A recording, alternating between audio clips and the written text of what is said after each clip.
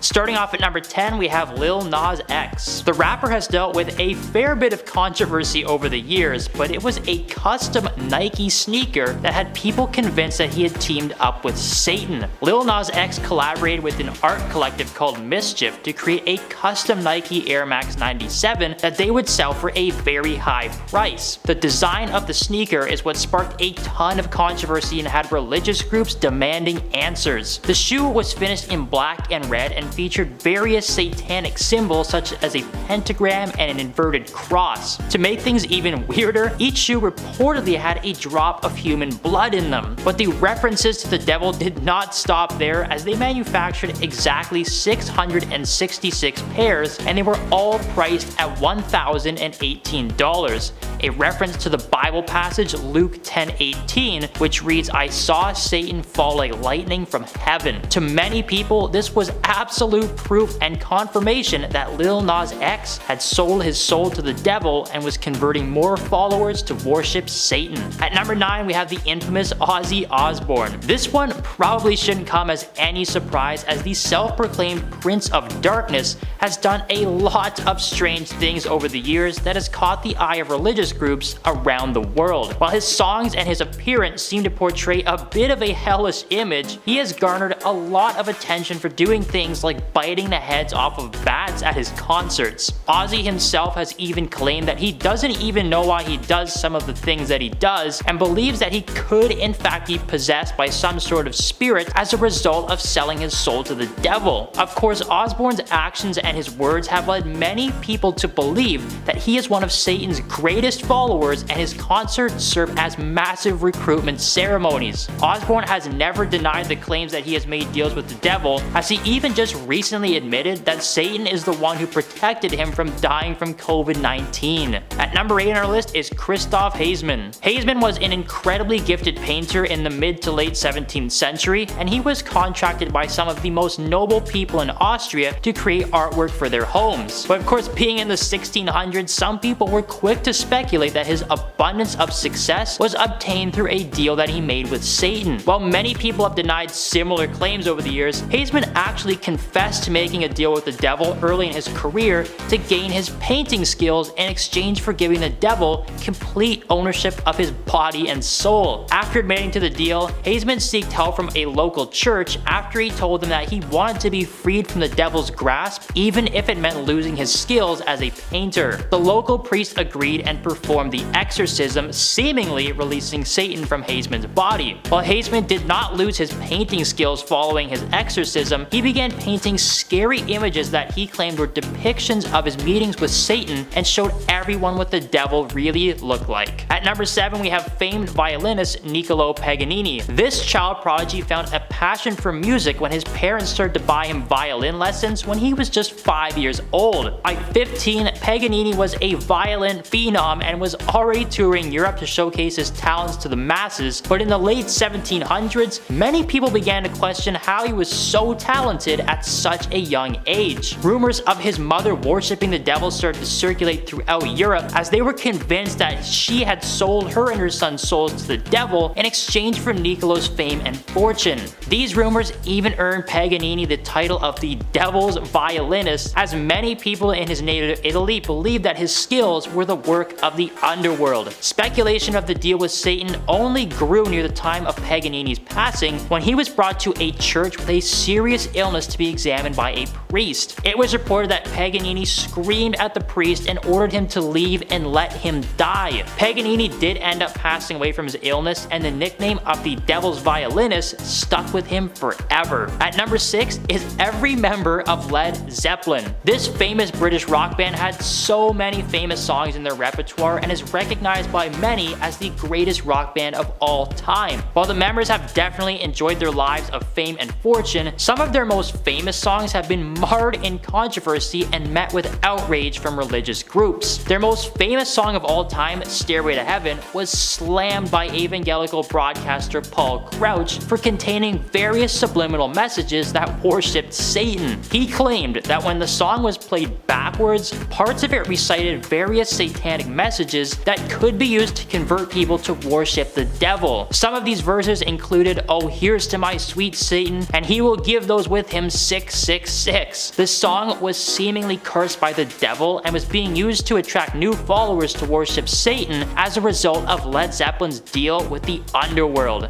In at number 5 is Jay-Z. One of the most successful musicians of all time, Jay-Z has lived a pretty good life up to this point after climbing out of the New York ghetto to become one of the all-time great rappers and music industry professionals. But his rise to fame and fortune has been met with quite a bit of controversy from conspiracy theorists who believe that he has strong ties to the all-powerful Illuminati. Now, of course, the Illuminati is the super exclusive and private secret society that many people believe controls the whole world and is responsible for every major event in human history. The society has long been accused of being servants of Satan, and Jay-Z's connection to the group stems from various lyrics in some of his songs, such as Lucifer, that seem to reference the Illuminati and the devil. Many people believe that Jay-Z's lyrics are factual proof of the deal he made with the devil to escape his ghetto upbringing and become rich and successful. Number 4 is Jack Parsons, a man who many people credit to be one of the earliest pioneers of jet propulsion technology. Parsons was fascinated with flying and space from a young age and wanted to discover ways to send humans into space. Parsons experimented with various methods and elements, but nothing was working for him early on in his career. Now, it does need to be noted that Parsons was already involved in some strange activities, as he was reportedly the leader of a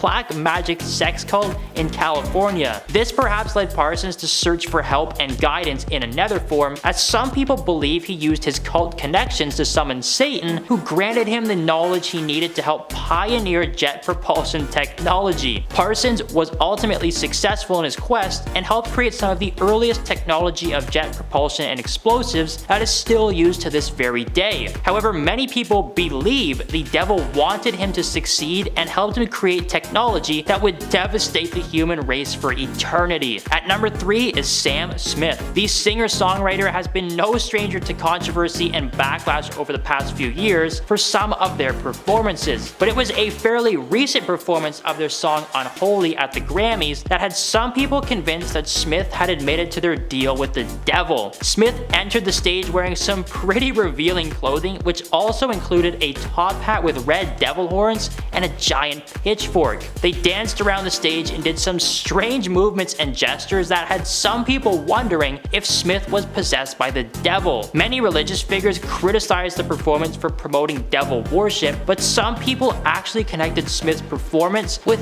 devastating earthquakes that hit Turkey right after the Grammys. Some groups claim that this was God's response to the supposed satanic ritual that took place as a way to warn humans against making deals with the devil. This was not the first time a person's satanic remarks have been linked to natural disasters, and it probably won't be the last either. Number 2 is Giuseppe Tartini. While Tartini was already enjoying a fairly successful career as a talented violinist in the early 1700s, it was one piece in particular that gained Tartini his widespread fame and still has many studying his music today. However, this piece came with a bit of a twist, as Tartini himself revealed that Satan had instructed him on how to play it. Tartini claimed that while he was asleep one night, the devil entered his dream and appeared in front of him playing the violin quite aggressively. Apparently, the piece was quite memorable, as Tartini rewrote it himself and dubbed it the Devil's Trill Sonata. While many violinists are still playing this piece to this very day, others are afraid to touch it as they believe it could be cursed by Satan. After Tartini himself had admitted that the song was written by Satan, this had many people wondering what he had to give up to the devil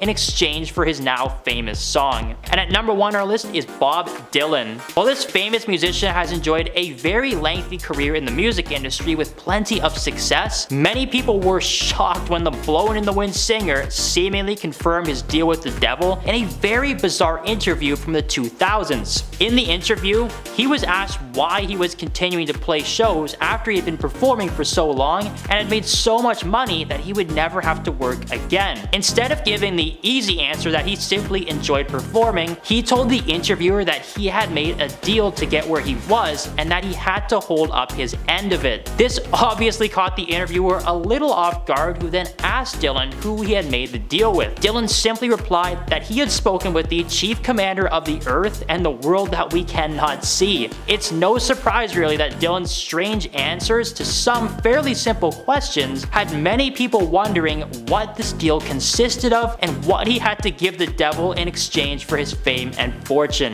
And there you have it, 10 celebrities who admitted to selling their soul to Satan. Number 10. Cindy Crawford. Model and actress Cindy Crawford has called Oprah out over their 1986 interview that took place on her show, where Oprah asked the then 20-year-old to expose herself to the crowd. Crawford reflected on the interview in a new documentary called The Supermodels on Apple TV+.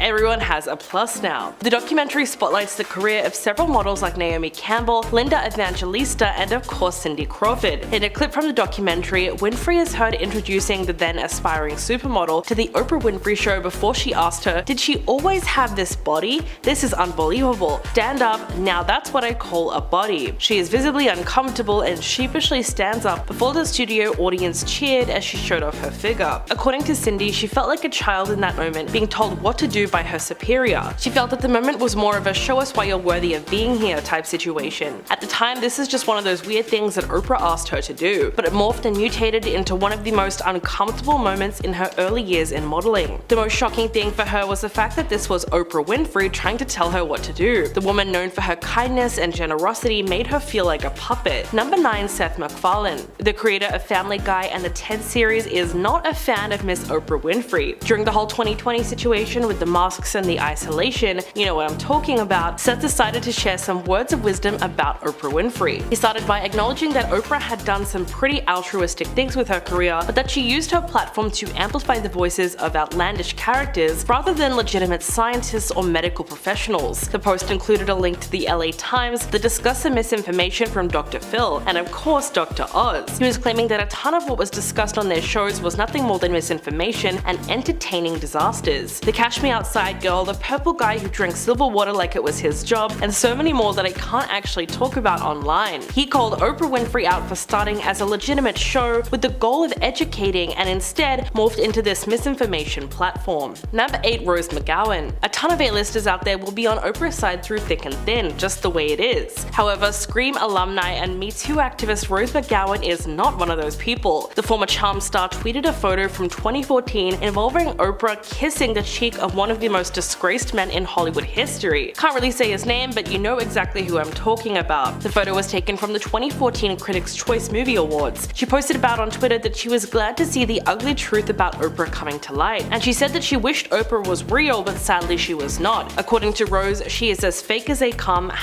#lizard. Winfrey claimed that she did not know what was going on back then and regretted being so close to such a terrible man. A terrible man that I really wish we could talk about, but nope, that's not happening. Number 6. Kid Rock. So Kid has never really been shy about his opinions on anything, especially when it comes to Oprah. A while back, Kid Rock was escorted out of his own steakhouse in Nashville for ranting about Oprah in an alcohol-fueled tirade. He told TMZ that his PR team actually tried to get him on Oprah at one point, and apparently Oprah's team wanted Kid to write down 5 reasons why he loved their show. He then said F that and threw away the offer. Over the following years and to this day, he has tweeted his opinions and feelings towards Oprah, with the big summary being that he just doesn't vibe with her, literally saying that he could not explain why. Well, maybe it was because he didn't believe that she was nice or charitable, but that he was certain that she was secretly a menace, and look where we are now. Number 6. Mel Gibson. There has been a ton of misinformation spread across the internet since this whole Oprah situation has gone down. For a while, people really believed that Jason Momoa and Tom Hanks had inside information on Oprah, and that it needed to be shared with the world. But that was all a lie, and neither of those people ever said a word about Oprah. Another celebrity brought into the mix for some reason is Mel Gibson, a man fueled by controversy. For the past few weeks, clips and comments have been making their way across the globe, alleging that Mel Gibson has the inside scoop on Oprah's secret agenda, ready to share it with the world. But that once again turned out not to be true. In fact, it was just someone who really loves using AI to try and make content. In fact, Mel has spoken out about claiming that he has never received inside info on Oprah and that he was fairly neutral on this so-called hate towards her. Number 5. Seal. This man may be known for his vocal chops, but he should also be known for meme-making abilities. Just days after the Golden Globes, Seal posted a meme on Instagram consisting of several photos of Oprah Winfrey cozying up with a man who I will not be naming. He's a guy who produced half of Quentin Tarantino's movies and was a main character of the Me Too movement that happened back in 2017. He and Oprah were photographed spending time together, and one photo even made it look like Oprah was pushing singer Rita Ora towards him. Seal captioned the image saying a bunch of stuff that I just cannot quote, but the meme itself read, "When you have been part of the problem for a decade, but suddenly they all think you are the solution." Well, I'm not sure how deep this feud goes, but on the surface it seems like Seal has been trying to warn us that something is up for years. Number 4. Ice Cube. Ice may have gotten his career thanks to his epic music chops, both as a solo artist as well as during his time with the NWA. But these days you probably know him as the guy from Ride Along or 21 Jump Street. Ice Cube started acting in movies in 1991, debuting in the film Boys in the Hood as Doughboy. He continued to act over and over again, starring in movies like Friday, Anaconda, and Are We There Yet? His dislike for Oprah comes from the fact that while he has starred in several films and has become more widely known for those films, she's never actually invited him onto the show. She's even asked his co-stars to appear rather than himself on multiple occasions. In 2006, Ice Cube expressed his frustrations, saying that his barbershop co-stars Cedric the Entertainer and Eve were all invited onto the show while he was left on the sidelines. He pointed out how crazy that is, the fact that she's had all these people with dark pasts and convictions, plus if he wasn't a rags to riches story, then who was? We did get a little piece of that story in the film Straight Outta Compton in 2015, a film that received massive critical success and that was never mentioned on Oprah's show. Number 3. Jason Momoa. Aquaman, the enemy of Don Cheadle, and now the man speaking out on the Oprah Maui scandal, Jason Momoa is a gifted actor and by all accounts a gifted person too. Recently, several news outlets have claimed that Jason is on the opposing side of the fund. According to these outlets, Jason posted a video to Instagram where he addresses the fires and offers his own support to the victims. While never mentioning anyone by name, he mentions that some may use this as a way to exploit or make profit, but that is not his intentions. The clip went viral, and as you can guess, many outlets were interpreting everything that they could, with the big headlines being Jason Momoa calls out Oprah for wildfires. While not completely inaccurate, the general consensus is that there is no bad blood between these people. Jason has yet to specify who would actually be profiting from this, but since the backlash, he has been posting videos on a regular basis, updating his followers on the situation, and also his position in assisting with things so far. Of course, Jason has donated money to the People's Fund and has also teamed up with Dwayne Johnson to do public functions and collaborations to raise awareness and scrape together as much money for the people of Maui as possible. Number 2. Ludacris. Ludacris appeared on Oprah in 2004 to promote the film Crash. He claimed that Oprah ambushed him with criticism about hip-hop lyrics instead of talking about the critically acclaimed movie that he was there to plug.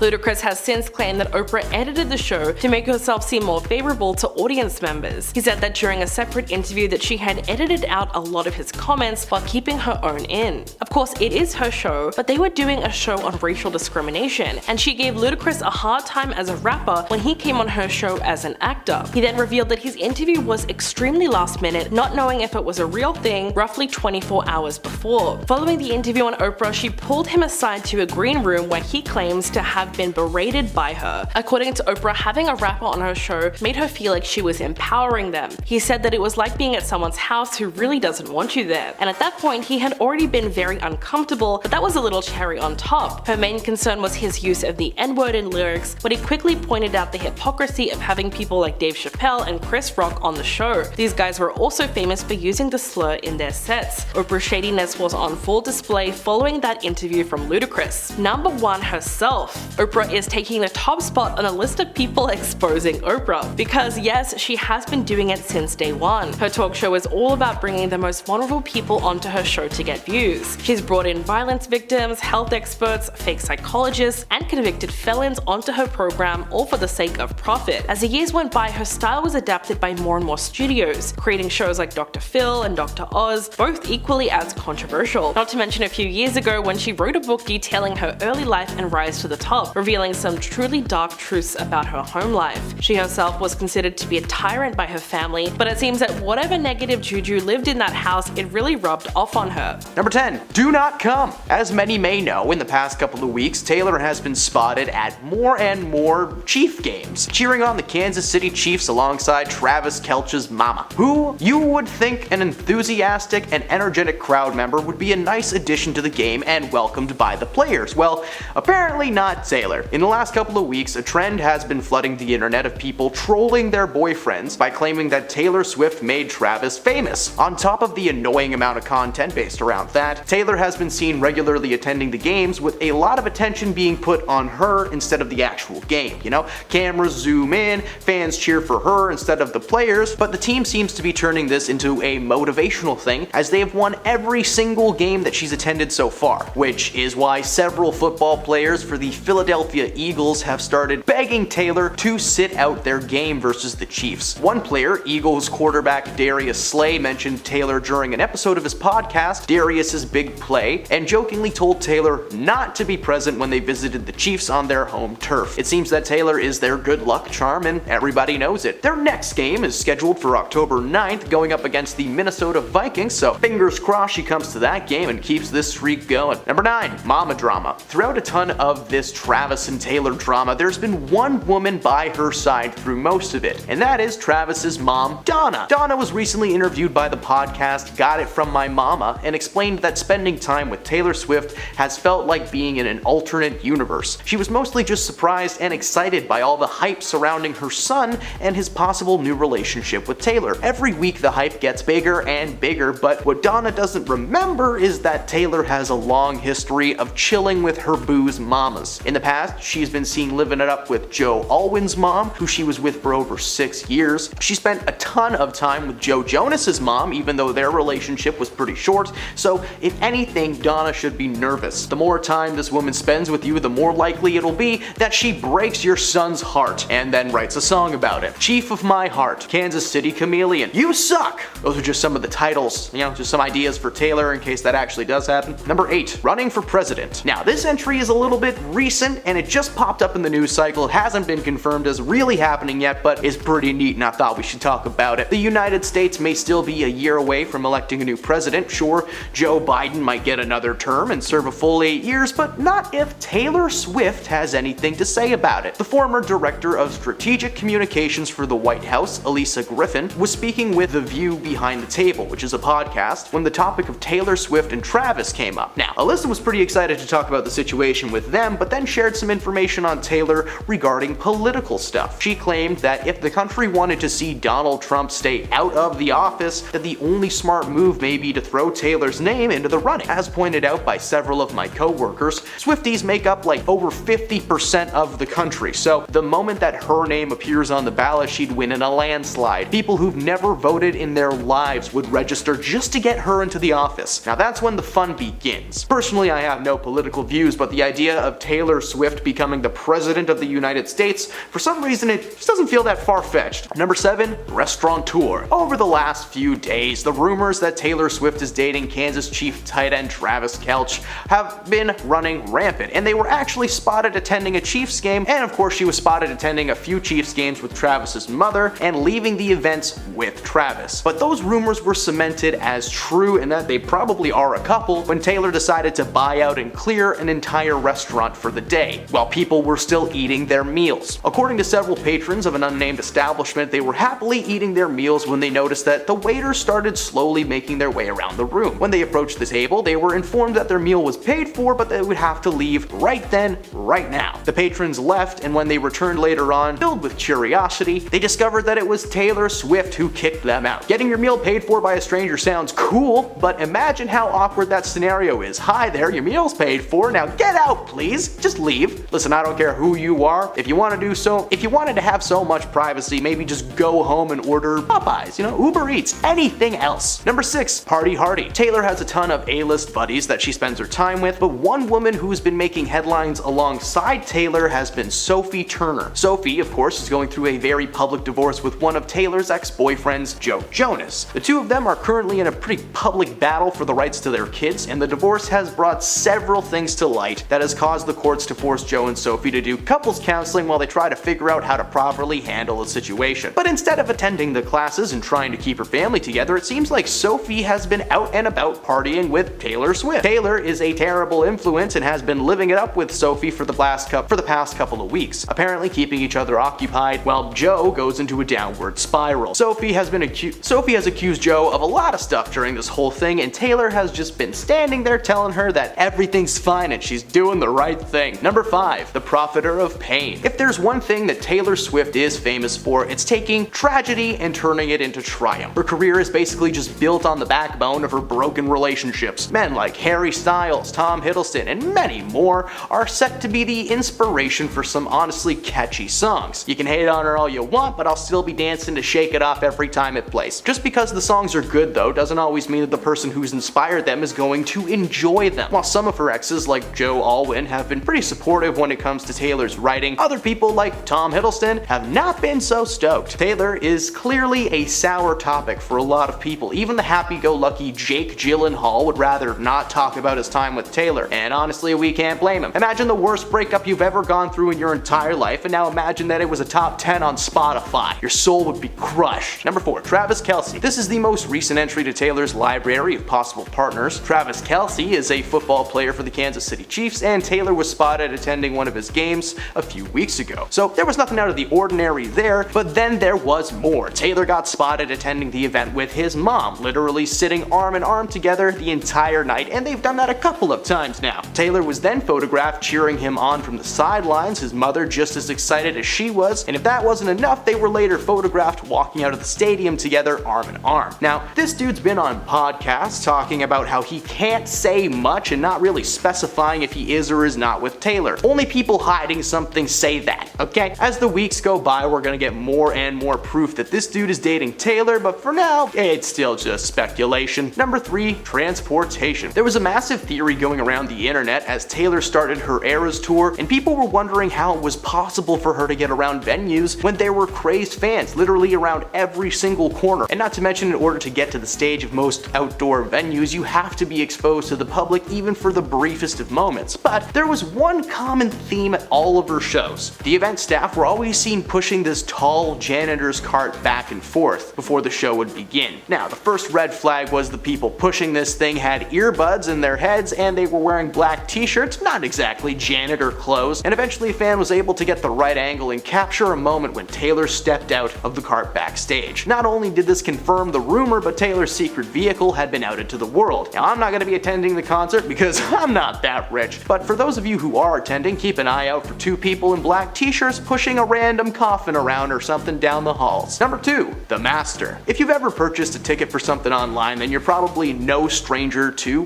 Ticketmaster. It's one of the most popular ticket purchasing programs on the planet. When it was announced in 2022 that Taylor would be doing this whole Eras World Tour thing, the ticket sales were insane. So insane that she single-handedly took that website down. Well, her fans did. So after the pre-sales went up for the Eras Tour, an astonishing 2.5 million Swifties got into their virtual queues and started ordering tickets. 2.5 million people is a ton of online foot traffic. Think about all those people going in at once to buy their tickets. 2.5 million people! Yeah, so the website glitched and millions of fans were unable to find or purchase their tickets. The glitch was eventually fixed and Ticketmaster took away one of the options for general tickets until the majority of the pre-sales had been gone. Now, Taylor wasn't directly responsible, but following the news, she said nothing except, oops, I didn't know, that's my bad. Yeah, she didn't care one single bit. She was just glad that her bank account was nice and full. Number 1, she can't swim. Taylor Swift knows how to put on a good show, okay? And this next entry just proves that sentence. During one of her first shows of the Era Tour in Glendale, Arizona, Taylor stood in front of her fans as a small hole opened up in the stage. She jumped in and a masterpiece in LED technology started to play. She jumped in and waves flowed across the stage as a bird's eye view showed her swimming from one end of the stage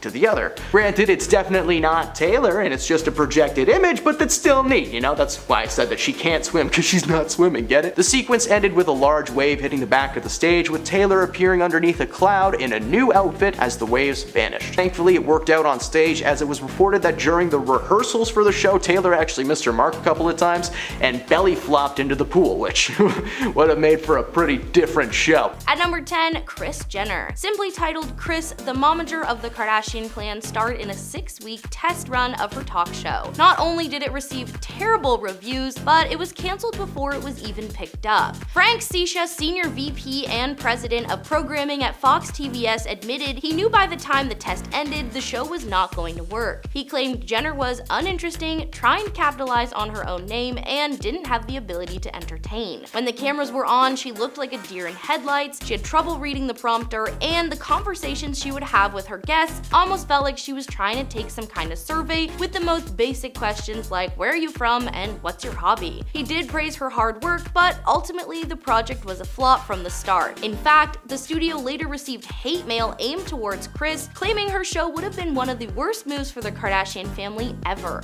At number 9, Martin Short. Martin Short has had 2 shows with his name attached in his lifetime. The more popular and longer lasting of the 2 was his one-season talk show, The Martin Short Show, which was a simple late-night talk show with a few sketches between A and B. The short-lived predecessor was a sketch show of the same name. The premise was Marty playing himself in a sitcom about his day-to-day before going on stage as a talk show host. Very meta indeed. As you may expect, the format was a little weird. Studio execs were complaining that it felt like a rip-off of Seinfeld with a bit too much time spent on the talk show portion of things. After 3 episodes were filmed and edited, a test audience was brought in and the decision was unanimous: it sucked. At number 8, Jada Pinkett Smith. Jada and her husband Will have made headlines in the news several times over the years, usually for something bad like infidelity or face smacking, but earlier this year it was announced that her Facebook talk show, Red Table Talk, was going to be cancelled following several years online. The decision was made following the distribution company's shift to no longer produce independent content. Despite having a pretty solid slew of guests, the topics tended to drift into the too much information realm, with her sit down with her husband Will Smith being one of the most revealing episodes. The show featured Jada, her mother Adrienne Banfield Norris, and her daughter Willow Smith discussing various topics, with mom Jada being the main host when it came time to the heavy one-on-ones. Jada herself has been shaded in controversy over the past few years as infidelity rumors seem to be brought up more and more. Her show was taken off the internet, and despite trying to find a new home elsewhere, it's looking like the show will never see the light of day again. At number 7, Sarah Silverman. Sarah is a very popular stand-up comedian. These days, she's out on the picket lines of the SAG strike with her fellow performers, but a few years ago, she was sitting cozy on the set of her very own talk show called I Love You America. The show was aimed to give Sarah an outlet to poke fun at the current political and emotional landscape of the country. She would also from time to time bring on various celebrity guests to discuss their past and share stories. There was a lot going on for Sarah, whether it was connecting with firemen in Texas over making accidents in their pants, or going on a blind date with a conservative lobbyist in DC. She was never holding back. The show was actually pretty well received among Sarah's fans, but the executives over at Hulu did not appreciate the content of the show. Apparently, big budget studios don't like it when you get politics involved. The show only lasted 1 season, including 21 episodes, and it was nominated for an Emmy in 2018 for Outstanding Variety Sketch Series before its untimely demise. At number 6, TJ Miller. Before being accused of misconduct by several women, Miller was on the hot streak, starring in Silicon Valley and the Deadpool franchise. In 2017, he was given a green light to host an 8-episode talk series called The Gorburger Show, but unlike normal talk shows, this was meant to act as both a talk show and a straight-up TV series. Miller voiced a massive blue puppet monster named Gorburger. The alien takes a Japanese talk show hostage as he learns what it means to be a true human from various celebrity guests, including Tig Notaro, Larry King, Rob Corddry, and Reggie Watts. The show was created after the success of the short sketch series of the same name on the Funny or Die YouTube channel. In fact, it ran for 2 seasons on YouTube before being picked up for television. The concept was neat and had clearly been working online. However, the show was canceled after only 8 episodes due to the lack of star power they were able to land on the show. Some say the show was canceled due to the allegations brought against Miller, as the cancellation announcement came only 1 week after the news began to make headlines. At number 5, Khloe Kardashian. The Kardashian family have tried many tactics over the years to increase their never-ending flow of cash. Like when Khloe decided she wanted to do something outside of keeping up with the Kardashians while still being her real authentic self. An online media outlet called FYI greenlit a talk series starring Khloe and her celebrity guests indulging in drinks while chatting, calling it Cocktails with Khloe, but with a K of course. She essentially created an environment where she could be paid to drink and chat with her friends, which is exactly what the show became. Unable to secure a list of celebrities, she forced her family to appear on the show along with several of her reality star friends, and some of her sisters even forced their friends to appear, like Snoop Dogg, Chrissy Teigen. Khloe acted as a producer of the series and would regularly clash with basically everyone on staff about what direction the show would go in. The drama, combined with the behavior of Khloe behind the scenes, caused them to cancel the show, releasing only 14 episodes of the planned 23. At number 4, George Lopez. George Lopez was once one of the most bankable men around. His comedic talents and eccentric personality made him instantly entertaining, so much so that he was given his own sitcom in the 90s, but we're here to talk about his talk show, Lopez Tonight. The show first aired in November 2009 on TBS. It actually didn't feature all that many celebrity guests and mainly relied on audience interaction and George's wild energy. He did have some guests appear, with Kobe Bryant and Ellen DeGeneres being the most notable. Unfortunately, at the end of 2010, there was a massive feud between The Tonight Show and Conan O'Brien that caused him to quit the series and sign on with TBS to create his own show. This meant that Lopez would be pushed from a primetime 11 p.m. slot to the less exciting midnight spot. This move caused a steep decline in ratings, and as of August 2011, they decided to cancel the show entirely. The short-lived show will be remembered as a good time, as the decline only came from the time change. At number 3, Sharon Osbourne. A couple of years ago on the popular talk show The Talk, hosts Cheryl Underwood and Sharon Osbourne began to discuss the topic of race. They were talking about the recent firing of Sharon's personal friend Piers Morgan from Good Morning Britain over a series of comments he made live on air. Sharon went off and began aggressively defending her friend, asking Cheryl what Piers said specifically that was racist. She then went on to say that she was being put in an electric chair, and due to her connection to Piers, that she herself must agree with his statements. She went on to clarify that she did not support his comments per se, but she did support his right to free speech, but he used that free speech to say offensive things, so maybe don't support him. She then asked Cheryl over and over again what she had done wrong. What has she done or said? Cheryl then signed off for a commercial break before Sharon let out some choice expletives. When they returned, the tension almost seemed worse and the conversation continued to escalate. Not long after the altercation, Sharon was asked to exit the show to avoid further backlash. At number 2, Jay Leno and Conan O'Brien. In 2004, NBC announced that late-night host Conan O'Brien would be taking over as the full-time host of The Tonight Show, replacing Jay Leno in 5 years' time. When those 5 years passed and it was time to upgrade, NBC did not want to lose Leno to another network, so they gave him his own talk show in a primetime spot. The Jay Leno Show failed to capture an audience, and The Tonight Show with Conan O'Brien was not an instant rating smash. By the early 2010s, NBC had dismissed Conan and threw Jay back into the fold. Then Jay became public enemy number 1 because people thought he was the reason Conan lost his job. Oprah invited Leno to come onto the show to share his side of the story, and he didn't do much to save face. He wrote the entire thing off as a dramatic mess and then decided to play the victim card, claiming he felt sucker punched by backlash. He also admitted that when he announced his eventual resignation, that he was 100% lying to everyone's face. He then argued very passive-aggressively that NBC was right because under Conan's poor ratings, it marked, in his words, the first time in 60 years of The Tonight Show that it would have lost money. A poll was conducted on Oprah's website, and the consensus was that 96% of the audience hated Leno and missed Conan. Eventually, Leno was replaced by Jimmy Fallon, and Conan's show, Conan, was a massive hit. And at number 1, Lilly Singh. Lilly got her start on YouTube in 2010, but quickly became a very successful woman both in film and on television, being casted in projects like Bad Moms, Ice Age, and Dr. Cabby. In 2019, Lilly was offered a chance to host her own late-night talk show, A Little Late with Lilly Singh. The show was meant to be a follow-up to the popular show Last Call with Carson Daly, with Chrissy Teigen being offered the job at first,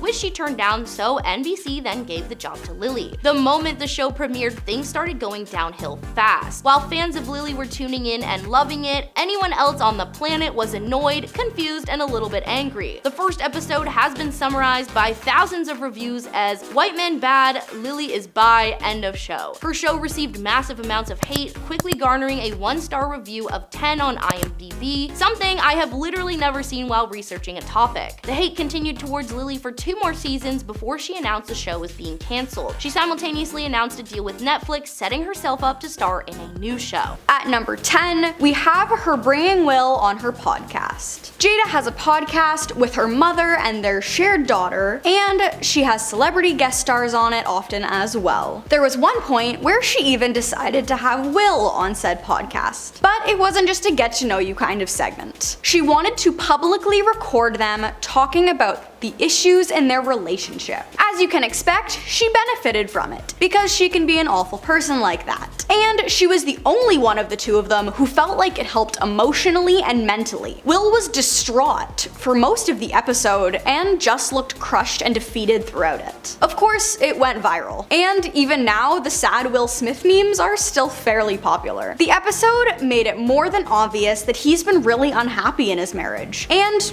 we can't really blame him, honestly. It made the top of the list because Jada seemed so happy to be there and discussing the issues that humiliated him, even though she could clearly see how upset it made him. And if that doesn't sum up their marriage, I don't know what does. At number 8, we have her boyfriend sharing his side of the story. While she and Will were on an apparent break in their marriage, she decided it would be okay to have another relationship with rapper August Alsina, who happened to be one of her son's close friends. However, after rumors started circulating, he did an interview with Vulture and said that his coming clean about their relationship was to clear the air, and that it was necessary to move forward in their relationship together. On the opposite end of this, Jada was trying to cover it up for the duration of their fling, and when he let the cat out of the bag, she had nowhere to hide. I mean, who wouldn't want to hide when you're dating someone while still legally married and he happened to be 20 years younger than you? He agreed with Jada that their relationship was an entanglement because it was complex and taboo, and the only reason they didn't work out was because the news of their relationship was detrimental to his work life, not just his personal life. So not only did she embarrass Will by dating someone else while they were legally married, she embarrassed August and made his life extremely complicated, all for a few months of fun. At number 8, we have filming without Will's permission. This one is a little less drastic than some of the other points on the list, but she made Will very uncomfortable and didn't really understand what she was doing wrong. After the Chris Rock incident, people were going back through their media documented marriage moments just to see if she's done anything like that before, and a lot of people landed on one specific clip of Jada's Instagram Live from 2019. She was talking about their marriage counselor and faced the camera towards Will and asked if their counselor was really helping them redefine their marriage. He looked annoyed and rather uncomfortable, then responded with, "I would say just don't start filming without asking me first if you could." But instead of respecting his wishes, she continued to try and film his response, with limited success. So while she didn't embarrass him on live television, she did embarrass him on her Instagram Live. At number 7, we have attempting to defend their marriage. Jada has put her foot down a handful of times, stating that they didn't have an open relationship, but she had posted some Facebook comments and made comments that contradict that. On her Facebook page, she attempted to clear up the rumors and help the situation, but all it did was open a can of worms. She said that they had an unconventional marriage, and while they aren't in an open relationship, monogamy is something they choose. That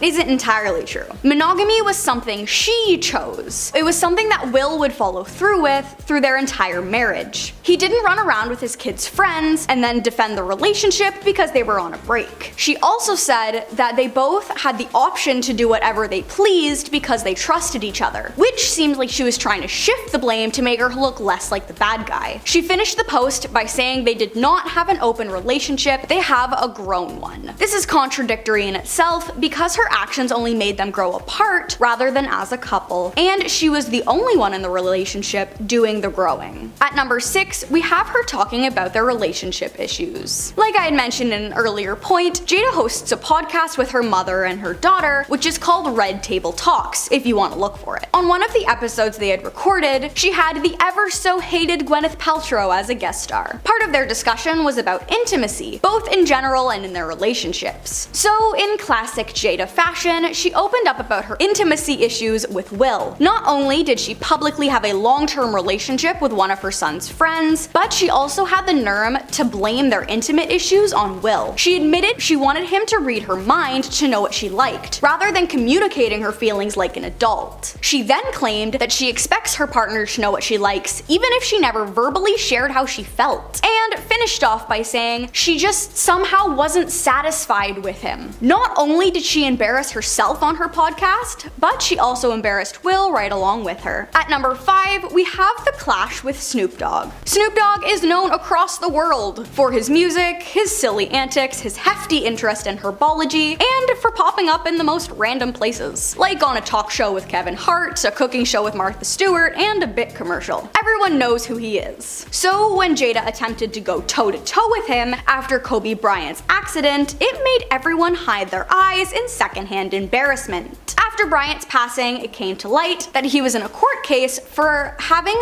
lack of communication with a 19-year-old. This was before he married his wife, I might add. The case was dropped due to lack of evidence, and the accuser had nothing concrete. He then married his wife in 2001, so it had been almost 2 decades since the incident. Gayle King brought up the case during his wake, which was really disrespectful and uncalled for. It caused insane backlash from people and celebrities alike, and Snoop Dogg was one of them who made it very clear how he felt about the situation. Jada didn't like his response and invited him on her podcast in an attempt to clear things up. She claimed she felt hurt on behalf of all women because of the way he spoke to Gayle, and she felt like he had taken power away from her, her mother, and her daughter, which makes no sense. Gayle overstepped her boundary and Snoop called her on it. The situation had literally nothing to do with Jada. She just happened to see it and felt like she needed to be involved. At number 4, we have her mocking the party he threw. For Jada's 37th birthday, Will decided it would be a great idea to throw a massive surprise party. Now, it wasn't just their celebrity friends and some close family and what have you. He hired party planners to set it up and spent 3 days planning and getting everything ready. He even booked Mary J. Blige to perform for her. Talk about a birthday gift. But that's not all. He traced her family roots and invited her family members from her long line of lineage. Not only did he find her family, he went out of his way to reach out to them and invite them to the party. You'd think she would appreciate his labor of love, but instead she threw it back in his face, claiming he only did it to display his ego. And she hated the fact that he went out of his way to throw her the party. He admitted he was devastated when she said those hurtful things, and it even sent him on a downward spiral that negatively impacted his life. This should have been one of the biggest of many red flags. At number 3, we have her feelings for Tupac. For those of you who don't know, Jada was in a long-term relationship with Tupac years before she met Will, and his untimely passing was the end of their relationship. It's normal and even healthy to miss someone who passed, especially when you were romantically involved with them for a few years. But in 2012, while she and Will were still married, she posted a picture of her and Tupac in a very intimate embrace and captioned the photo, "I miss him." It makes sense wanting to share your deep feelings with the world, especially when they're affecting you most. But it was a questionable photo to choose to post, especially when you're married to someone else. Not to mention, Will and Jada's daughter Willow wrote a letter addressed to Tupac after he passed because Willow claimed she knew he was still alive. One of the lines in the letter read, "Can you please come back so mommy and me can be happy? I think mommy really misses you." It seems sweet and rather innocent, but at a young age, she was aware of how much he still had a hold on Jada, and she wanted him to come back into their lives, which at that point seemed like it could have been the end of Will and Jada's marriage. Nothing came of it, obviously, but it makes you question how much Willow really knew about the situation. At number 2, we have how she never really wanted to marry Will. When you get married to someone, it's supposed to be forever. That's the point of marriage, is to link two people's lives together for a lifelong commitment of love and trust. So it's less surprising what Jada did in their marriage when she admitted she never really wanted to get married. She and Will got married when they were very young, and it was actually Jada's mother who pressured her into the marriage because she really liked Will and saw the potential in him. However, that decision aged poorly because of her heinous actions that I covered in some of the points above. For Will's birthday, she posted a fairly old photo of them with their 2 kids and one of Jada's sons from one of her previous relationships. Many fans sent birthday wishes, but there were a few who made snarky remarks and rehashed lines from Red Table Talks, contradicting the post. Some people commented on how she didn't love him romantically, and a clip came up of her saying how she cried all the way down the aisle because she didn't want to be married to him, and how she felt pressure to be wed, even though she never wanted to be married in general. At least she's happy with him 28 years later with multiple affairs and many humiliating moments for both of them. And last but not least, at number 1, we have the slap. Of course, the infamous slap made number 1. The situation went down at the 94th Academy Awards, and that same evening, Will actually won the Best Actor award for his performance in King Richard. But that wasn't the only performance that night. He and Jada were sitting relatively close to the front when Chris Rock was on the stage accepting an award and made a joke directed at Jada. He was referencing her bald head when he asked if she was going to be in G.I. Jane. Will laughed because Chris Rock is funny, and Jada wasn't having it. She rolled her eyes and looked at Will with a piercing gaze because she wanted him to do something about it. So he waltzed up on stage and gave Chris Rock a full swing slap to the face, then proceeded to yell at him, saying to keep Jada's name out of his mouth. Of course, the meme circulated and everyone heard about it. But Jada came out later saying that she'd been struggling with alopecia for years, and at this point, all she could do was laugh or not take it to heart. Neither of which she did when she ended up getting her and her husband blacklisted from the Academy Awards. Number 10, an advocate for Maui. Oprah has been claiming to be many things since this Maui backlash thing has started. A good boss, a charitable woman, and an advocate for the island of Maui. By starting this fund and donating her spare millions, she's made her mark in the public as a woman who cares,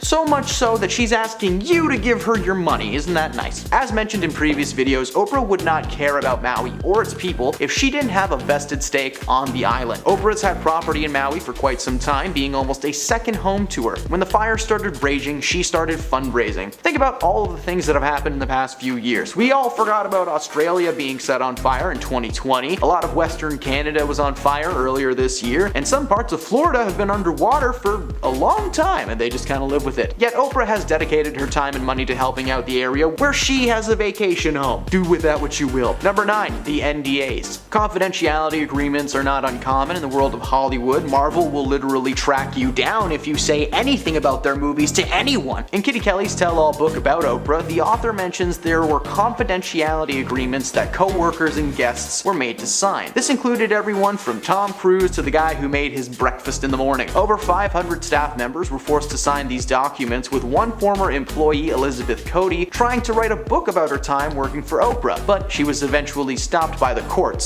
still being tied to the agreement. The NDAs were not meant to be a way to just keep show secrets safe, but any and all of Oprah's secrets as well. According to Elizabeth, the document was signed by almost everybody in Oprah's life, and she may have had this brand of sweetness and kindness, but that it was just not how she was. Elizabeth felt that she was in Oprah's pocket after she signed the paperwork. In 2010, there was even a lawsuit filed against Oprah and her company from a training performance center that was claiming that they were fired for violating the terms of her agreement, but all they did was just advertise that they were doing stuff for her show, so I'm not sure what's wrong there. Number 8, diva. On air, Oprah is portrayed as this wholesome, sweet lady, but according to her stepmother, there's actually this unknown side to Oprah, hidden from fans for years. According to Barbara, Oprah is one of the most controlling people that you're ever gonna meet. She claims that Oprah does not allow herself and her husband to stay at Oprah's home whenever they try to visit, which means that they have to stay in hotels with money out of their own pockets. Barbara also said that Oprah was very quick to anger when it came to her staff especially, with a lot of people being fired over the years left and right for the littlest things. But that's not all. Despite being a billionaire, Barbara allows Oprah to stay at her home when she visits, which she just complains about the entire time. The first time she ever stayed there, Oprah allegedly complained that her bed sheets weren't 1,000 threads and that her bath towel wasn't big enough, but that's fair. This woman has billions of dollars to do literally anything she wants, and what she wants to do is make her family feel like a burden to the world. Number 7, controversial beliefs. Oprah has had plenty of controversial people onto her show, from so-called medical experts to psychologists to celebrities. Whatever's good for TV, it's good for Oprah. One particular incident that caused a ton of backlash for Oprah was when she did an interview with Suzanne Summers. She was brought onto the show to share her beauty secrets on how she was able to look so young. According to Summers, this treatment that she does on a regular basis would help people. She claimed that she rubs estrogen cream into her skin on one arm and smears progesterone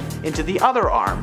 Progesterone is just a fancy way of saying steroids. She also claimed that she took 60 supplements and vitamins a day, 40 in the morning and 20 before bed. What really stirred the pot was that this woman claimed to be a health expert and self-help author, but surprise surprise, doctor she was not. Medical experts started bashing Oprah, claiming that this type of extreme hormone therapy was actually the cause of several diseases and illnesses, like cancer. Despite Suzanne's claims that her specially made non-FDA approved bioidenticals were natural and safe, they were actually just synthetic conventional hormones that you could buy from a pharmacy. A little label smacked on the front. Oprah did everything in her power to sell this idea to her audience, believing 100% that these methods were useful, even claiming to have used the methods to make herself feel incredible. So Oprah would rather risk her audience getting cancer than telling them the truth. Solid. Number 6. The free cars. Who could forget Oprah's famous words? You get a car, you get a car, everybody got a car. The moment was historical on her series and was parodied time and time again, and it still does to this day. However, what a lot of people do not know is that it wasn't as simple as here's some car keys, go have fun. That would be insane. No, when someone gives you anything on television, especially if it's free, there's a catch. For Oprah's audience, the catch was that if they wanted to drive away in their brand new car, they'd have to pay over $7,000 in taxes first. While Oprah's studio would cover the sales tax and registration for the cars, their audience members were given a choice to either pay $7 grand and take the car, or just simply keep that cash instead. The famous moment she shouted this on the show featured 11 real teachers who were, according to Oprah, in desperate need of a new car. They, along with the audience members, received keys in a box on camera that Oprah claimed to be for their new cars. Everything has a catch though, even now. For someone who was known for being charitable and generous, the word free really does mean something different to Oprah. Number 5. The fabricated memoirs. This is a time when Oprah kind of ruined someone's life when she brought them onto her show. Oprah launched her book club in 1996, a reading encouraging segment from her talk show that turned any book that she chose into a bestseller. In September 2005, Winfrey picked A Million Little Pieces, a brutal and painful memoir by James Frett about his years-long struggle with substance control issues. A Million Little Pieces became the best-selling nonfiction book of that year, and Frey was asked to appear on her talk show to discuss the book that Oprah called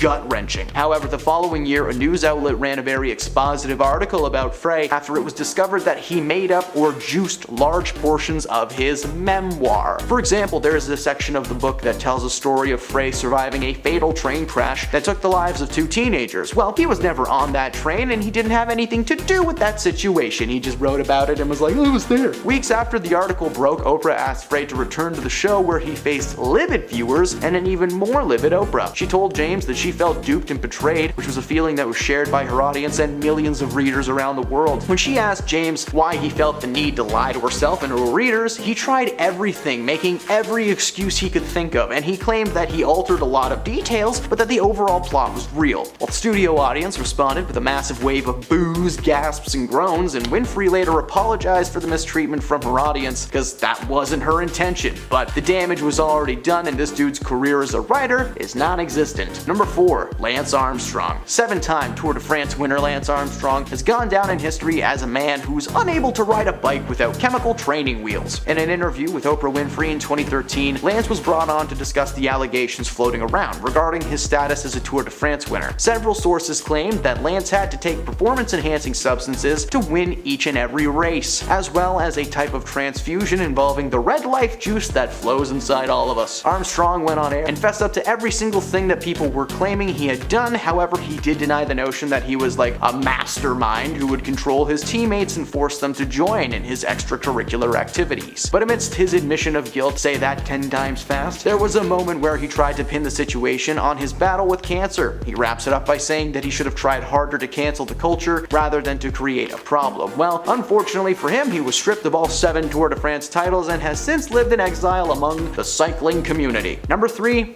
Where's the beef? In spring of 1996, the United Kingdom apparently experienced an outbreak of bovine spongiform encephalopathy, or mad cow disease, since I can't pronounce that last word. According to the FDA, the disease destroys cows' central nervous system, and if humans eat the infected meat, you get zombies that can't. No, you can contract a deadly variant called Creutzfeldt-Jakob disease, probably named after the first dude who got the disease. During the mad cow scare, the Oprah Winfrey Show booked Howard Lyman, the former cattle rancher had adopted a vegetarian lifestyle, and he went to work for the Humane Society's Eating with Co-Science Animal Welfare campaign, and he appeared on the show to discuss the threat of mad cows to America. He pointed out that feeding the remains of mad cow to infected cattle or other animals could have facilitated the spread, and that a lot of that was happening in the US right then and there. Oprah was stunned and vowed that she would never eat another burger ever again. Well, it turns out her influence and her millions of viewers were so large that only a few hours after the episode aired and she declared that she wasn't eating hamburgers ever again, the price of beef stock plummeted, staying at an all-time low for 2 months. In fact, one Texas rancher lost an estimated $6.7 million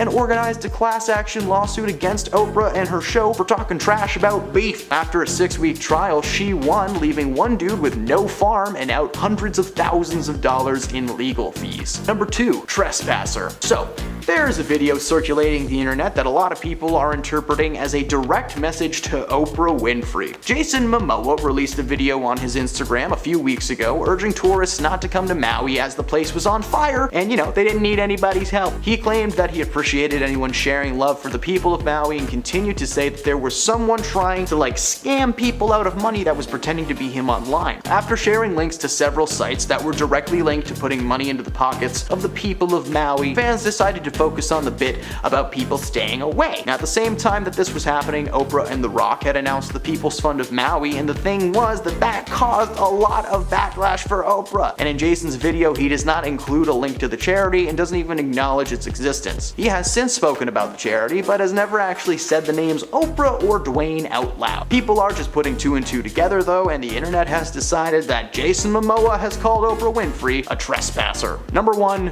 Whoopi Goldberg. In author Kitty Kelly's unauthorized Oprah biography, Kelly claims that Whoopi Goldberg became a persona non grata, or an unwelcome person in Oprah's life, after Whoopi was nominated for an Oscar for her role in The Color Purple. The book noted that following the honor, the comedian never appeared on Oprah's show again and was noticeably shunned from her 2006 Legends Ball. It wasn't until Oprah invited the entire cast of The Color Purple onto the show that the so-called feud was addressed. It turns out that Oprah had actually ran into Whoopi at Tyler Perry's party sometime after the 2006 snub. Goldberg confronted Oprah, leading to a hilariously adorable moment where Oprah asked why Whoopi was mad at her, to which Whoopi was like, "I'm not mad at you, I thought you were mad at me, what's going on here?" They mutually agreed that they really should have just picked up the phone a long time ago and figured the whole thing out and settled the dispute. Number 10, fabricated memoir. Oprah launched her book club in 1996, a reading encouraging segment for her talk show that turned any book that she chose into a bestseller. In September of 2005, Winfrey picked A Million Little Pieces, a brutal and painful memoir by James Frett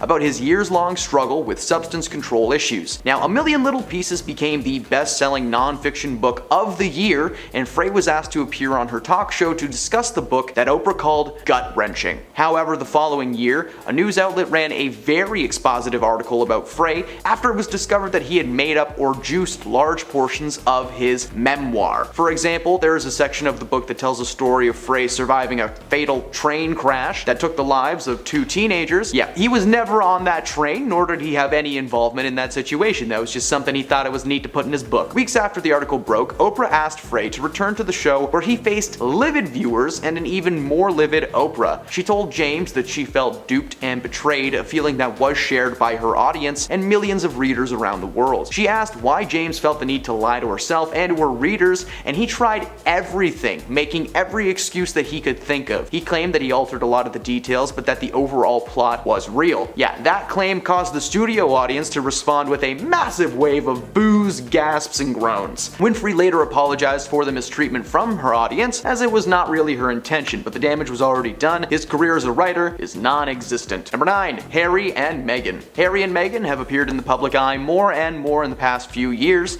After leaving the duties of their royal family to live on their own, they decided to capitalize on their so-called fame by releasing a series of different medias, books, podcasts, documentaries, and in 2021, they sat down with Oprah Winfrey to air every single piece of dirty laundry that they had left in their hamper. Of course, the royal family does not appreciate their secrets being shared with the entire world, so not only was everyone blacklisted by them, but the interview kinda soiled their reputations as good people. According to fans of the Oprah Winfrey Show, the interview made the couple look more villainous than it was intended. Following the interview, their public image was slightly tainted, and with more media coming out, it made the situation so much worse. Meghan got a podcast and couldn't come up with material for the first year. They made a documentary that people didn't like, so who knows what they'll get up to next. It certainly won't be anything good. Number 8, Lance Armstrong. 7-time Tour de France winner Lance Armstrong has gone down in history as a man who is unable to ride a bike without chemical training wheels. In an interview with Oprah Winfrey in 2013, Lance was brought on to discuss the allegations floating around regarding his status as a Tour de France winner. Several sources claimed that Lance had to take performance-enhancing substances to win all of his races, as well as a type of transfusion involving the red life juice that lives inside all of us. Armstrong went on air and fessed up to every single thing that they were claiming he had done. However, he did deny the notion that he was some kind of a mastermind who was controlling his teammates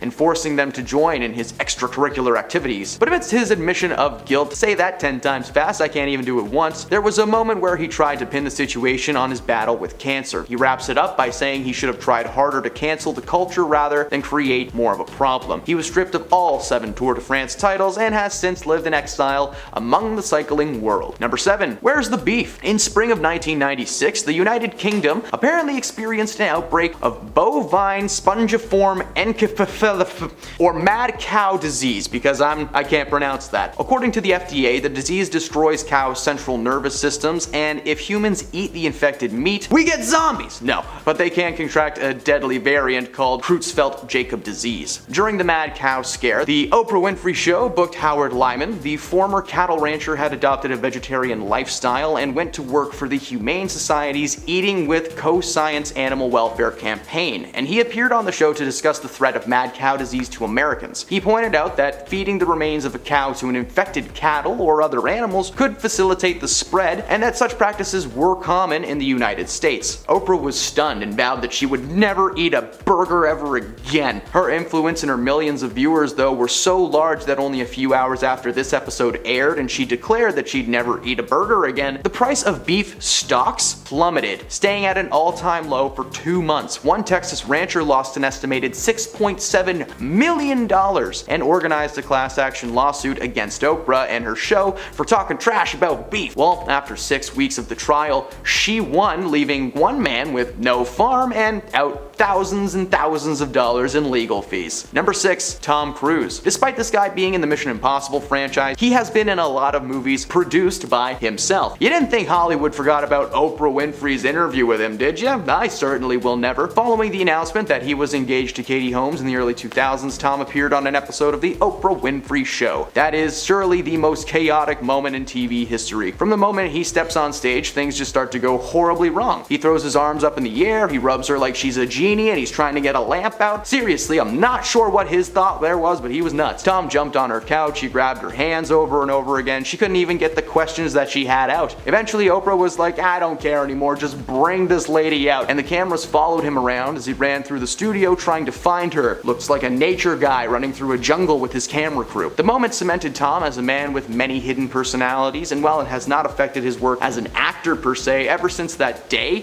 whenever he's brought in for press or any kind of interviews, all entrances and exits must be locked. Again, this guy may be in movies still, but it's rarely anything new or exciting. Number 5. Jay Leno. In 2004, NBC announced that the late-night host Conan O'Brien would be taking over as the full-time host of The Tonight Show, replacing Jay Leno in 5 years. When those 5 years passed and it was time to upgrade, NBC did not want to lose Leno to another network, so they gave him his own talk show in a primetime spot. The Jay Leno Show failed to capture an audience, and The Tonight Show with Conan O'Brien was not an instant ratings smash. So, by the early 2010s, NBC had dismissed Conan and threw Jay back into the fold. Jay became public enemy number 1. People thought that he was the reason Conan lost his job. Oprah invited Leno onto the show to share his side of the story, and he didn't do much to save face. He wrote the entire thing off as dramatic and a mess, and then decided to play the victim card, claiming that he felt sucker punched by the backlash. He also admitted that when he announced his eventual resignation, that he was 100% lying to everybody's face. He wasn't getting out of there anytime soon. He then argued very passive-aggressively that NBC was right to reinstall him because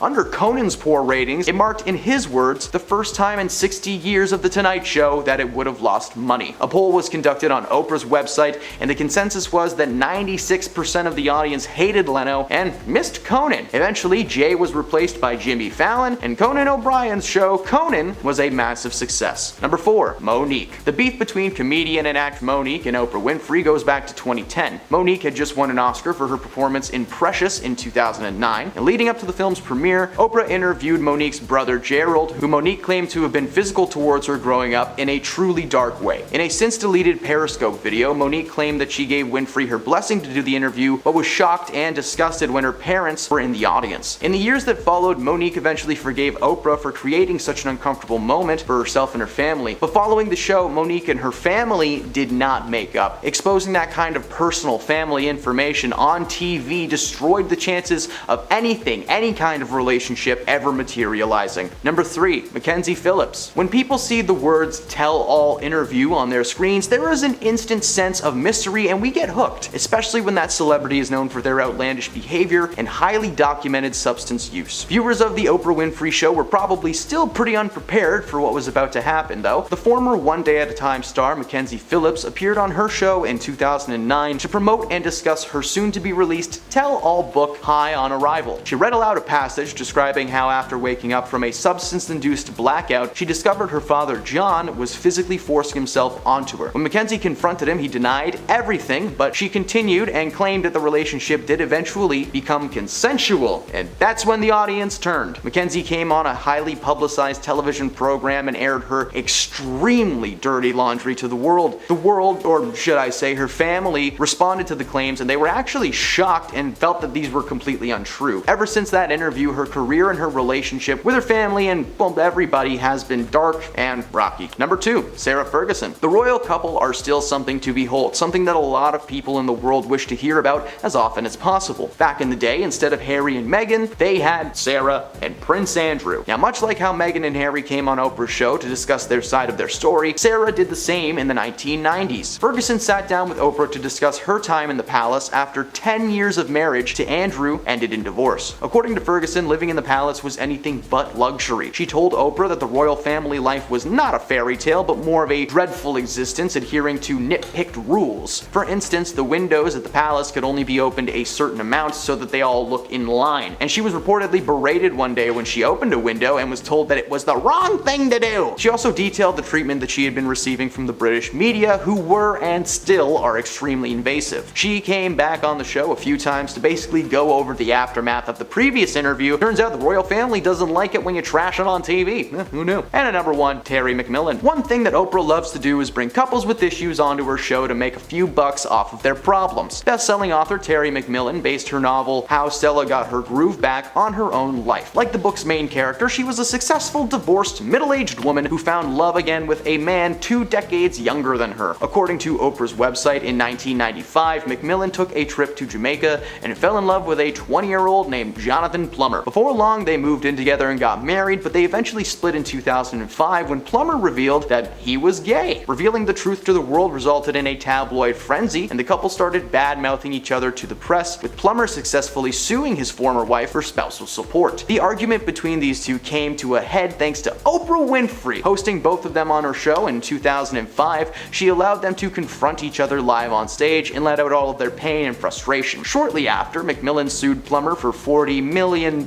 citing emotional distress and destruction of reputation. The altercation on her show left McMillan feeling like she needed to make a statement, and she did. In doing so, she ruined the reputation of herself and her ex. Number 10. Lying about her partying. Soon after news of their divorce went viral, photos and videos came out showing Sophie downing shots in the UK while Joe was away on tour and presumably looking after their kids. That seems to be the main story that's going around. The idea that Sophie is a big no-no juice indulger and essentially left their family for long periods of time without a care in the world for Joe or their daughters. But some people are now saying that Joe is doing everything in his power to try and destroy her reputation and paint her as a bad mom. Because there's a TikTok video that's that's been floating around from 2020, where he admitted that his wife was the homebody in the relationship. For many years now, Sophie has talked about enjoying her downtime at home. During 2020, she did an interview with Conan O'Brien where she talked about how much she loved staying home, how the entire situation was actually really right up her alley. She said that she was loving it, that she was an introvert, a homebody, and if she could stay home all day, and she would.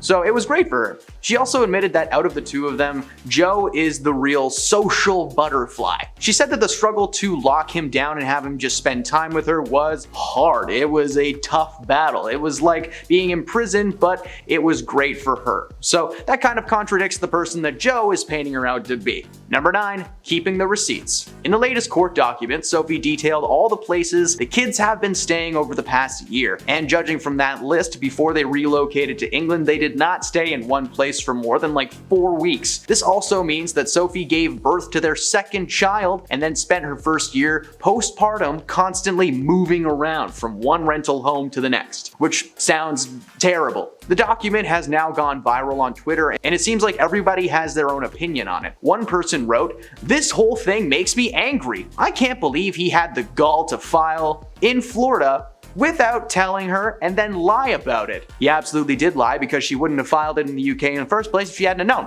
Keeping those babies away from their home and mom is nasty. So people are picking up on what is happening, and the more that we find out about their marriage, the worse things seem to get. What's really funny about this whole thing is that it just proves Sophie's point about how the family needs stability. All of that moving around sounds horrible, but thankfully she was able to take note of every single place they stayed. Number 8, they already made an arrangement. Sophie Turner was born in the United Kingdom in Northampton. Ever since she made it big in the States, it's been her dream to return to the UK and live there permanently and raise her family. Joe is completely against that idea. From the time that they were together right up until this past week, the idea of moving to another side of the planet with his wife was just not something that Joe wanted to do. Sophie has spoken about the issue several times over the years, but she never really got into specifics. Well, it turns out that while the Jonas Brothers are world famous, Joe is of course more comfortable on his home turf, which is the exact same feeling that Sophie has. He tore down any hope she had of living with him and their child, even though they had already made an agreement that it was going to happen. So it looks like she decided to just do it on her own instead. Number 7, Joe is a gold digger. According to an inside source close to the couple, Joe was beyond excited when he started dating Sophie, and it might be because of her money. Now, according to the source, one of the main reasons that Joe is so smitten with his ex-man wife is because she's able to provide for herself and for him. Apparently, Sophie does not let Joe pay for things most of the time, something that the musician is not used to. When speaking about his wife in interviews, Joe just kind of backed up the gold digger theory, as the first and foremost thing he mentions is just how much he loves her independence. She buys him stuff all the time, so hey, he loves it. While many praised Sophie for her efforts, a lot of people started pointing out the red flag and expressing their discomfort knowing that Joe Jonas didn't pay the bill when he was out with his lady. Maybe that's why they're getting a divorce. She kept all the receipts and he couldn't pay the bill. Number 6, not getting Game of Thrones. Sophie rose to mainstream stardom when she was just 13, playing the role of Sansa Stark on Game of Thrones. HBO found a gem when they casted Sophie, and thanks to her performance and that of her incredible co-stars, the show received 8 seasons and launched her career. One person who did not get that show at all was Joe Jonas. Early in their relationship, Sophie was nervous about losing Joe if they were to spend extended time away from each other. Her concerns were not shared by Joe, as he was pretty oblivious to exactly how popular this series she was in was. Joe has had mixed opinions on the show, revisiting it from time to time, but as he got closer with Sophie, he became more and more uncomfortable watching the show. I personally never watched more than a few episodes of Game of Thrones, but in those few episodes, I saw, well, a lot of stuff.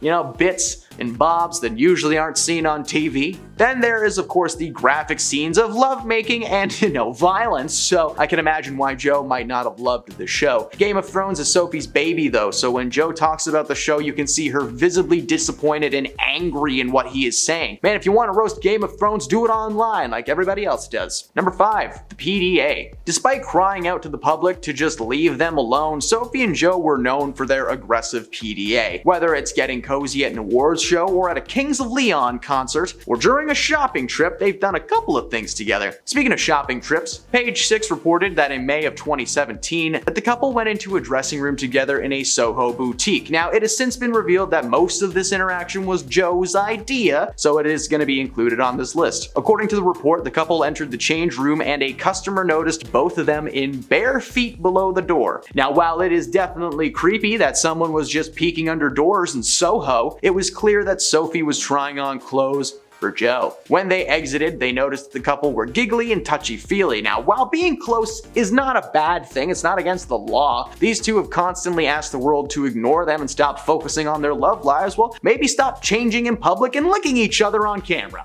Number 4, Flirty McGurty. When these two first got together, it was believed that Joe had every bit of leverage, and you might be asking why. Well, Sophie was into him for quite some time, but she was well aware that Joe was not exactly known for his commitment skills. When they first met, he was what people call a player, and according to several women, he was seeing them simultaneously and without the other's knowledge. Joe's tone shifted though when he met Sophie in December of 2016. He was becoming a one-woman kind of guy. According to Sophie though, they were intoxicated with each other and started dating exclusively. However, it appears that he was playing the field for so long that he kind of forgot to turn his game off. Joe was always flirting with people at his shows while he was still married to Sophie, and while she was taking care of a baby. While it may have been accidental, the fact that he's not aware of what he was doing is bad. Just bad guy. Number 3, tried to ride her coattails. As Joe's relationship with Sophie progressed, he started showing his true colors. Now, while Sophie has not starred in many projects since becoming a mom, deciding to take time off to focus on herself and her family, Joe spends the majority of his time on a bus with his crew. Apparently, the decision to not be a stay-at-home dad was one he made the moment they got together.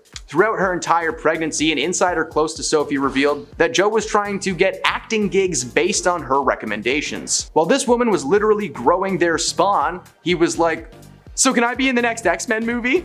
Come on, guy, you were on the Disney Channel. You're telling me you can't walk into an office and smile? How do you think Nick Jonas got into Jumanji? It feels like his decision to go on tour was an act of spite. One of the main things Sophie was worried about from day one was a distance due to work, and look what happened. Number 2, going back on his word. One of Sophie's biggest demands in this custody battle is that their 2 children be returned to England. The complaint against Joe calls for the immediate return of children wrongfully removed or wrongfully retained. In fact, Sophie's legal team used the words wrongful retention just to sound fancy. She claims that Joe agreed to declare England their forever home in conversations that took place over Christmas in 2022. And while they were prepping for the year ahead, she said that after they sold their Miami home, they were in the process of buying a home in the English countryside in April, at which point Sophie was busy filming a TV series while Joe had started touring with the Jonas Brothers. They eventually split up in late August, and then the two of them met up to discuss the issue of custody and the next steps in co-parenting. At this point, Sophie says she once again brought up their plan to move to England, but Joe no longer agreed to it. In fact, he had a complete change of heart. And since they filed for a divorce in Florida, that basically ensured that the kids could not leave the state while the proceedings were ongoing. So he pretty much stopped any plan she ever had of doing anything. And at number 1, he was dragging her down. One of the main arguments from this whole divorce is who is the partier. At first, Joe was claiming that it was Sophie who was partying too hard for his comfort, but her fans quickly defended that idea and reminded him that of the two, it was Joe that had more photo evidence against himself. But since getting the divorce paperwork on the go, Sophie has been seen more and more at parties, nightclubs, and the like. Most recently, she's been regularly photographed with her best friend Taylor Swift, a woman who also used to date Joe Jonas. According to Taylor, her time with Joe was quick and forgetful. She didn't seem very happy with this guy, and it seems that Taylor and Sophie may be bonding over their mutual hatred for Joe.